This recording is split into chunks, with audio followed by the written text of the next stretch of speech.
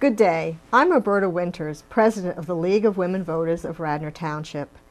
And as you may know, the League of Women Voters is dedicated to ensure that all eligible voters have the opportunity and the information to exercise their right to vote. The League encourages informed and active participation of citizens in government. We work to increase understanding of major public policy issues and influence public policy through education and advocacy. Today, we are here to learn about the ballot referendum that you will soon see on November 7th. It reads as follows. Shall the Pennsylvania Constitution be amended to permit the General Assembly to enact legislation authorizing local taxing authorities to exclude from taxation up to 100% of the assessed value of each homestead property within a local taxing jurisdiction, rather than limit the exclusion to 1/2 of the median assessed value of all homestead properties, which is the existing law. Now, just what does this mean, and what are its implications? To help us understand, we are fortunate to have with us a panel. They are Joel Sears, Larry Feinberg, and Susan Spicka. I'll let them introduce themselves so that you can become familiar with their backgrounds and also the basis for their perspective today. Joel, I'd like to begin with you. Thank you, Roberta. My name is Joel Sears, and I'm from York, Pennsylvania, where I operate a small information technology business. I'm president of the York County Taxpayers Council, which is a charter member of the Pennsylvania Coalition of Taxpayer Associations. It's a group of about 80 regional taxpayer associations that have been advocating for reforms in tax policy in a number of areas, in particular property tax elimination. I'm also a spokesperson for the Pennsylvania Liberty Alliance, which is also an advocate of school property tax elimination. I just started my 5th year on the York Suburban School Board, where I'm a member of the Finance Committee. Thank you, Joel. And Larry, can you share a little bit about yourself? I'm in my 18th year as a member of the Haverford Township School Board. I also, for I guess the past 10 years, I've served as chairman of the Delaware County School Board's Legislative Council. And that body meets monthly and has representatives from each of the 15 school districts in Delaware County. In addition to that, I serve on the Board of Governors of the Pennsylvania School Boards Association in my 5th year there. And I also had the pleasure of serving as a circuit rider for the Campaign for Fair Education funding for 3 years until the funding ran out. And Susan, we're eager to hear a little more about you too. Yep, so I'm the Executive Director of Education Voters of Pennsylvania, which is a statewide, nonprofit, nonpartisan organization. We have supporters in most of Pennsylvania's counties, and what we advocate for is fair and adequate funding for every public school so that all children receive the opportunities they need in order to get a good education and be able to graduate ready for the workforce or ready to go on to higher education. And I spend a lot of time with education voters traveling throughout the state, talking to parents, so from Clarion to State College to Wilkes-Barre, and you know, we talk to a lot of parents who work really hard. They work with their hands, they work with their backs, they work 2nd and 3rd shifts, and what they want is for their children to have an opportunity to have a really bright future. And so we fight for kids in every single school district to be able to go to great schools. Thank you. Now, let's see what we can find out more specifically about this referendum and hopefully have some information to guide our voting. Now, Joel, there are lots of terms in this resolution that people may not understand. So just what is a taxing authority and what is a homestead exclusion? Well, for the purpose of this amendment, which is known as Joint Resolution 1 now, it had some other terminology associated with it earlier to add to the confusion, but it's really not named on the ballot. It's just a ballot resolution. A taxing authority is simply a governmental entity. It could be a county, a municipality, a school district, or even a fire district, something like that, that's authorized by law to charge a property tax. It's fairly straightforward. In my township, we actually do have a 4th property tax, and that finances our fire company.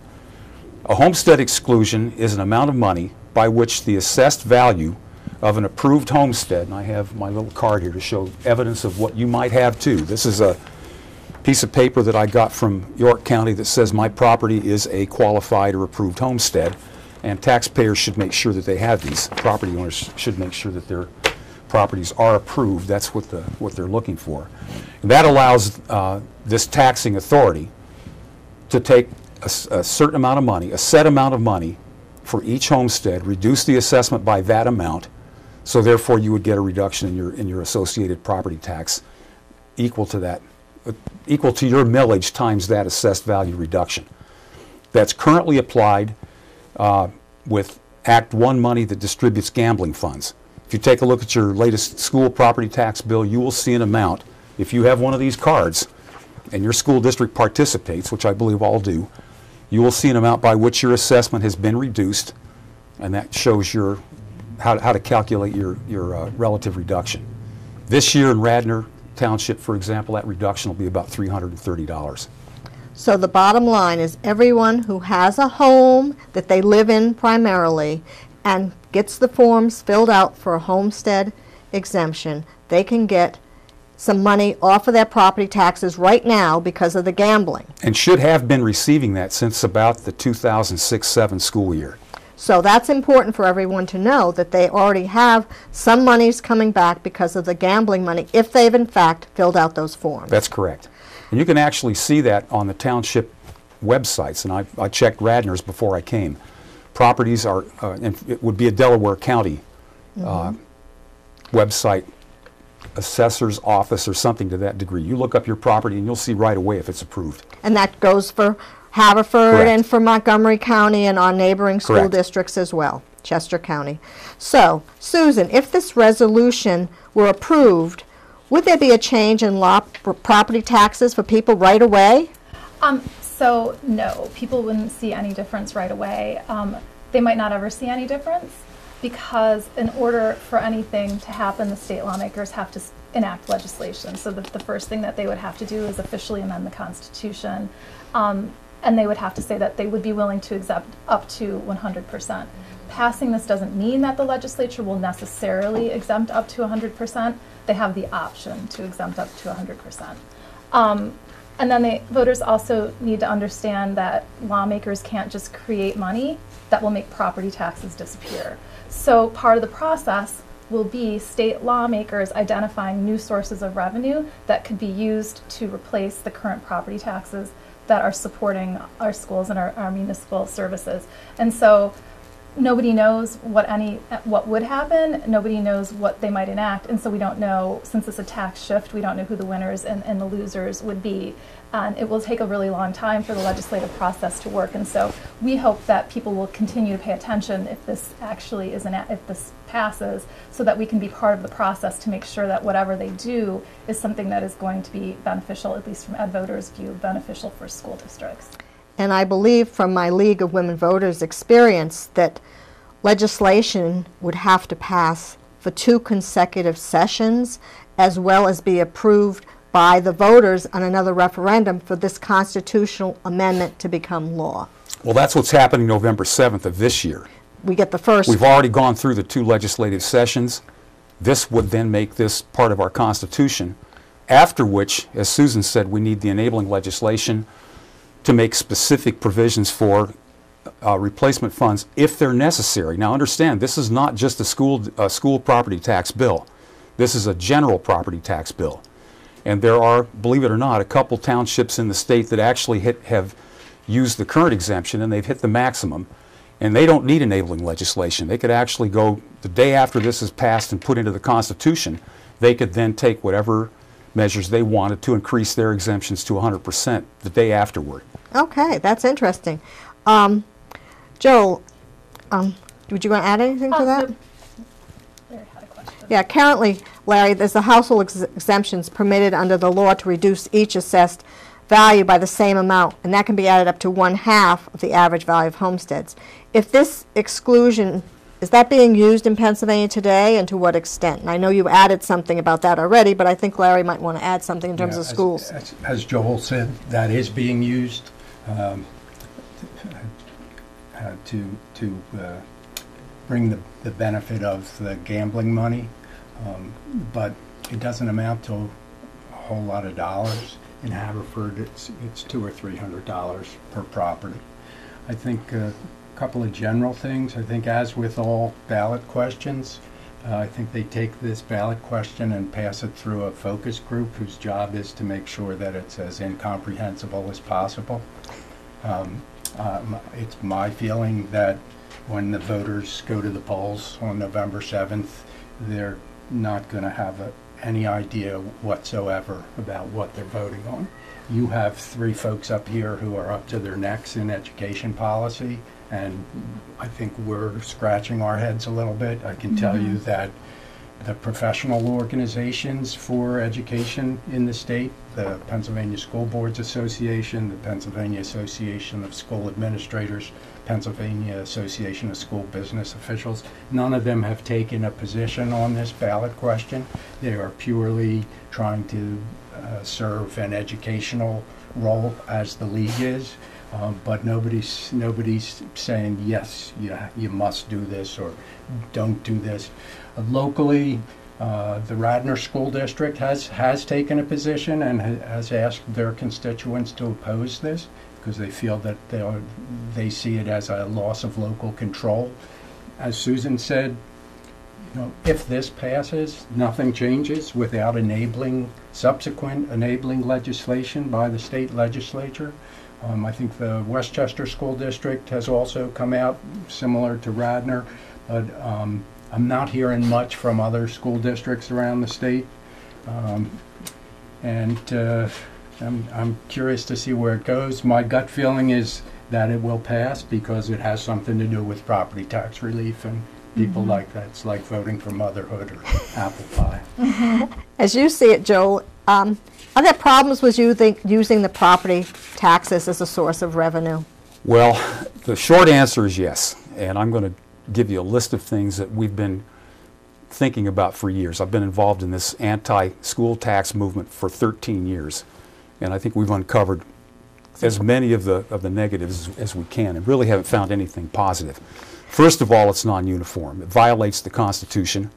We as school board members, our first official act when we went on those school boards was to take an oath to support and defend the constitutions of both the Commonwealth and the United States of America. The provisions for uniformity are being violated every time tax bills go out and every time taxes increase. We have one state sales tax rate, we have one personal income tax rate, and we have 5,000 or 6,000 property tax rates levied on the same class of people. That is not uniform. The assessment system is a mess. It can't be straightened out. Delaware County right now is undergoing a court-ordered reassessment to try to build uniformity into a non-uniform system. Now, Larry knows I'm a numbers guy, as is he. This is a little chart that shows the effective tax rates of 40 houses that recently sold here in Radnor Township. That is not uniform. This is a clear violation of the Constitution. And we as school board members participate in that every time we try to fiddle with tax rates. That's number one. Second, it's one of the most regressive taxes that I can imagine. School property taxes, like sales taxes and others that have nothing to do with income, are defined as regressive. That's an accounting term. And we all figure that if there is a least unfair tax, it's one that's broadly based and one that has something to do with the service that's being provided. School property taxes concentrate the taxes on the shoulders of property owners. It's a public trust. It should be as broadly based as possible, and it should be somehow or other related to one's ability to pay. Sales taxes, regressive. Income taxes are not. They are the only non-regressive tax that we have. And so there are alternatives. It's arbitrary. The same house could be taxed several different ways depending on the flip of the coin, or as I say, the throw of the dart, to determine what your tax rate and your assessments are. School property taxes in particular are a threat to home ownership. In some of our urban centers, so are municipal taxes. Where I live in York County, for example, the city has roughly 65% of its total property tax coming from school taxes and 35% coming from municipal. In my township, 85% of the tax is school tax, and the other 15 is county and municipal. So there's a great disparity in how much property tax is raised for these various sources. And it threatens home ownership. It's unstable. It's probably one of the most unstable forms of taxes if you look at the raises over the years. As I said before, we have one state sales tax rate. It's been 6% since about 1958 or something like that. I can't remember when the last bump was. And the state income tax was last bumped in about 2000, late 2003 and went into effect in 2004. But every time we sit in budget meetings, we change our school tax rates. They are not uniform. My school taxes have gone from $4,000 to about $11,000 since I bought my house. With no change in the house, no upgrades, nothing else works like that. The other thing, and I think this is really critical, is that it undermines the economic competitiveness of our Commonwealth. We are taxing businesses to the point that they will not come here, they will not expand. Landlords won't improve property because they know it's going to increase their assessed values, therefore their rents go up. It's one of the most insidious taxes we have, and yet we have put up with this for years and years and years. So I'll stop with that, and we can move the conversation forward. Well, aren't there some benefits to using property taxes? We've used it a long time. Everything Joel said may be true, but for the past few hundred years, the property tax has been the best vehicle that we have going. I have grave concerns when we talk about abolishing property taxes for a lot of reasons.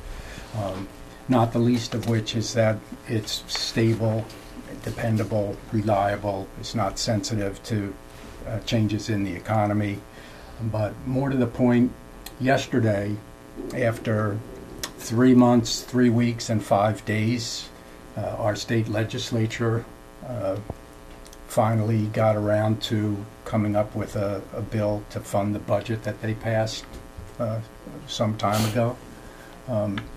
If we switch away from the property tax to any large extent that is dependent upon the state legislature, they're not a reliable source, and they've demonstrated that.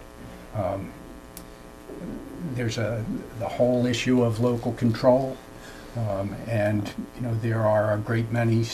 Pennsylvania traditionally has been known as a local control state.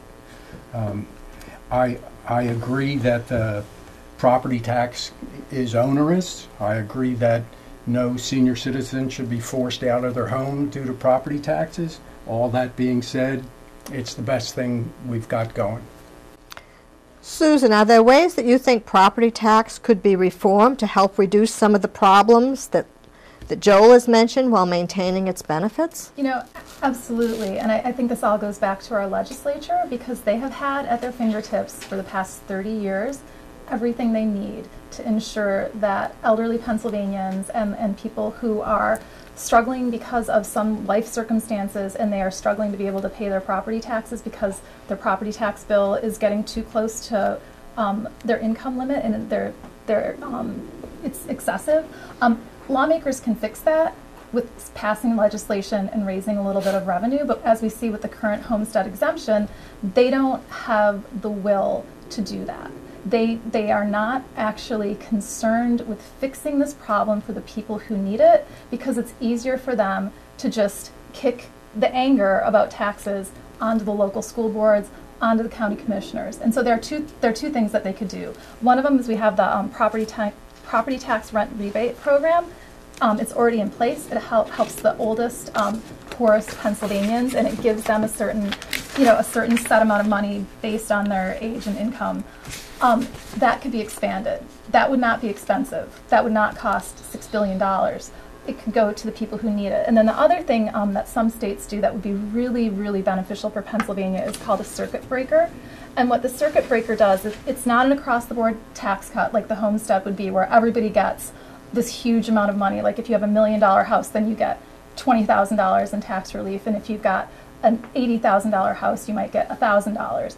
It's targeted so that it's targeted to the people who need it. And what the circuit breaker does, it looks at your income, it looks at your property taxes, and it's like a circuit breaker. When there's an overload, then it kicks in and it drives the money where it needs to go. And so this would be really beneficial because the people who are low and middle income who really need it would get it. And the other thing that nobody talks about with this full homestead elimination, a lot of people right now, wealthy people, write off the taxes they pay in Pennsylvania on their federal income taxes, and they receive a benefit for that. Well, if there are no property taxes, if wealthy people aren't paying property taxes anymore, they're not going to have that write-off. So they're actually going to be paying higher federal taxes. And so a lot of money will actually be leaving the state to go to the federal government. And so when we looked at the full elimination of property taxes, the 76, it was like $600 million that was going to be going to the federal government because people wouldn't have this write-off on their taxes anymore. So when you look at doing something like a circuit breaker, you're giving a benefit to people who are going to receive the full amount of that benefit. So our higher income and sales taxes that we might pay for this program would actually, all of that money would stay in Pennsylvania, benefiting Pennsylvanians, versus some across-the-board huge tax elimination scheme where a lot of that money, they're not going to see, the wealthy people aren't going to see all of that property tax relief because their federal taxes will go up. I need to add something to that, if you don't mind. I think you probably ought to. When we pay our federal income taxes, believe me, there isn't a single deduction that gives us more money than what we paid. For somebody, for example, who has a $5,000 property tax bill and might get a $1,000 benefit from the federal government, eliminating the school property taxes leaves them $4,000 better off, not $1,000 worse off. And I, for one, would much rather see my tax bill go up by $1,000 to the federal government in order to get a $4,000 net savings. I think this argument about the deduction is specious, and it absolutely doesn't play out. Anybody in business knows that. But I guess we would have to raise from a different source. We'd have to raise sales taxes and income taxes in order to provide that relief. There's no question about that. Overall, Pennsylvanians will be paying more taxes. No. Absolutely. No, we've looked at this for the last 13 years. We have 3 independent fiscal office studies that talk about the economic benefits to the average Pennsylvanian and talk about the tremendous benefits to the state through school property tax elimination. We are one of the few states in the union that actually has a school property tax. Most states don't. If we look at Kentucky or Tennessee, for example, they don't have school property taxes. Their total tax rates are about 1/3 of what we pay. So, when we talk about property taxes, the best way to do it, why are so few people so dependent upon property taxes? This is what I don't get. Well, I want to ask you a question before we continue that debate, Larry, okay? And do you want to respond to him first? I was just going to say it's my understanding that the only state in the country that eliminated property taxes briefly to fund education was Michigan. And after a couple of years, they started phasing it back in. There's no other state that I'm aware of that has eliminated property taxes. Only 6 states have school property taxes. The rest have property taxes, but they're not specifically for school financing. They go to a bigger authority and they're allocated out. Pennsylvania is a direct tax state, as we all know. We set that tax rate, we send those bills out as members of school boards, and there's nobody between us and the taxpayer. Even in New Jersey, most of their taxes are set by the boards, but they're also subject to referendum. Ours are not. And Pennsylvania is one of the cheapest states in terms of the state share of education that they fund. I think we're 46th, if my memory serves me well, in terms of the percentage. Well, I think that is true, and I just want to make sure that we keep the conversation not just on school taxes, which is the biggest chunk of it that we all pay, but this amendment that we're talking about applies to all forms of property taxation. And I know that the County Commissioners Association of Pennsylvania is basically for this because they need options, just as we do. Municipalities need options. We need to be able to do something besides raise revenue through through property taxes. Well, Joel, if this referendum that calls for this Constitution to eliminate the property tax potentially to 100%, what would you envision the next step for our state legislatures to do? The next step would be something called enabling legislation, and it could be introduced for any number of reasons, to fund exclusions for school districts using any number of options that could involve combinations of increases in the personal income tax, increases or broadening in the sales tax, or some combination of the two. There could also be some other stream of revenue. I've heard people talk about, for example, designated chunks of severance tax, or another guy in the Carlisle district came up with something called a financial transaction tax. There are any number of ways that fees could be raised and designated to offset these exclusions, if in fact the state decides that it needs to get involved at all. Now, as it relates, again, to municipalities and counties, my sense is there would be no enabling legislation. The amendment's enough, and it would be left up to those entities to do what they need to do to raise taxes some other way, taxes and or fees. Or in the case of at least one of our township guys, they would do nothing. They would just immediately go to the 100% exclusion, and that would be that. But they would have to find another source of revenue. No, because in this case, it's kind of an interesting oddball. They use their local property tax only for capital improvements. They have enough money coming in, and they have a strong, growing industrial base.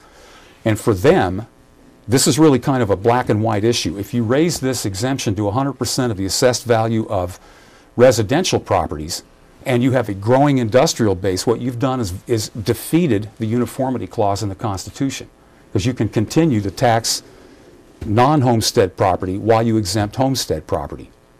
So for their particular situation, it works great. They don't have to raise taxes at all. It's happening naturally through the industrial growth. Larry, do you believe that local taxing authorities like the school district would do anything differently depending on the outcome of this vote? Not on this particular resolution. It would be dependent upon what type of enabling legislation came out of the state legislature subsequent to that.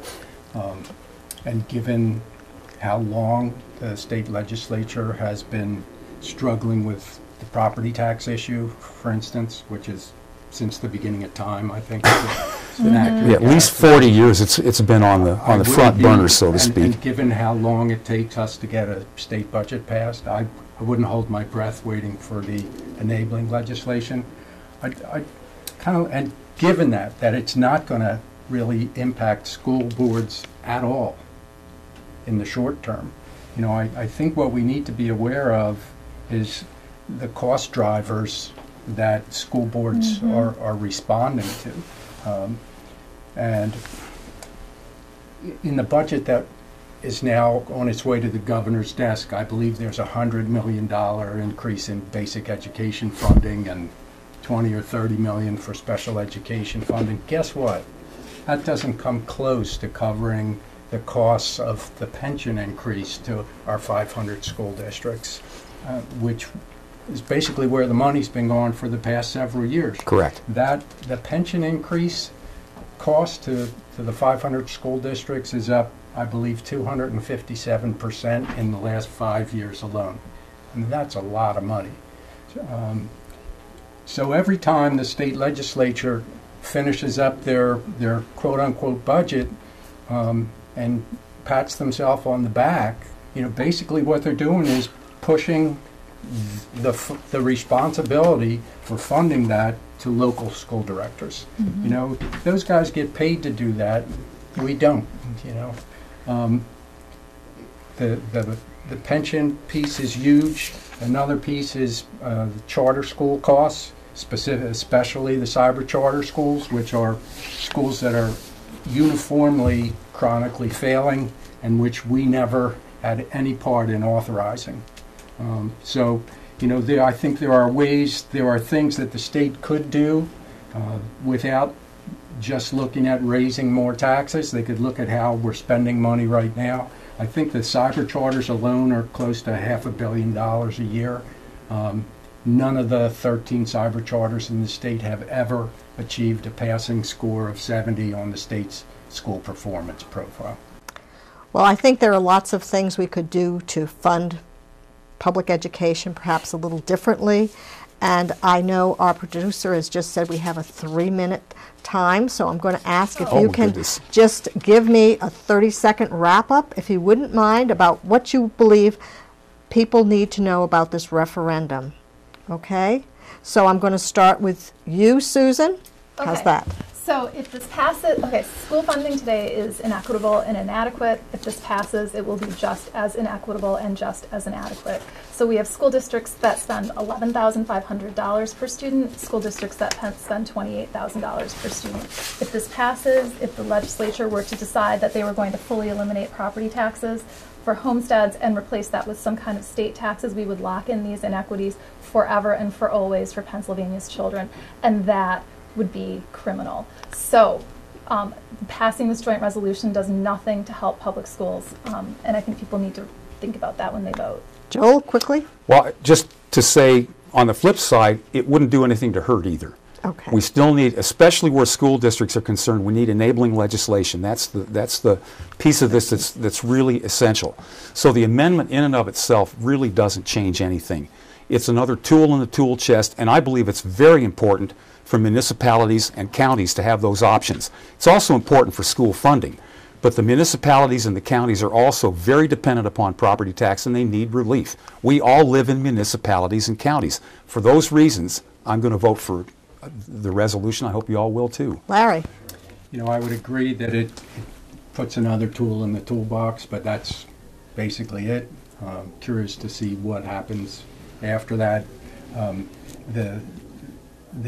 The inequity in school funding in Pennsylvania is the greatest inequity among the 50 states, and that's unconscionable. 2 days ago, I was at the William Penn School District here in Delaware County, where they were having a press conference regarding the school funding lawsuit that is that the Supreme Court just kicked back to the Commonwealth Court.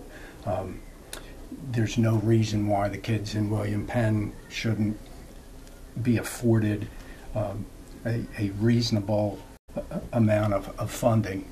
Not saying that they need the $23,000 that Lower Merion has, but you know they should have some basic some confidence that their kids are getting a solid education. Well, I want to thank all of you for joining us as our panelists and our audience for taking time to become a better informed voter. We're most grateful to Mainline Studio 21 for providing us this opportunity and the effort of the League of Women Voters. As always, we encourage you to consult Vote 411 for nonpartisan information and to use our websites as well to find more information and, importantly, vote on November 7th. Thank you all.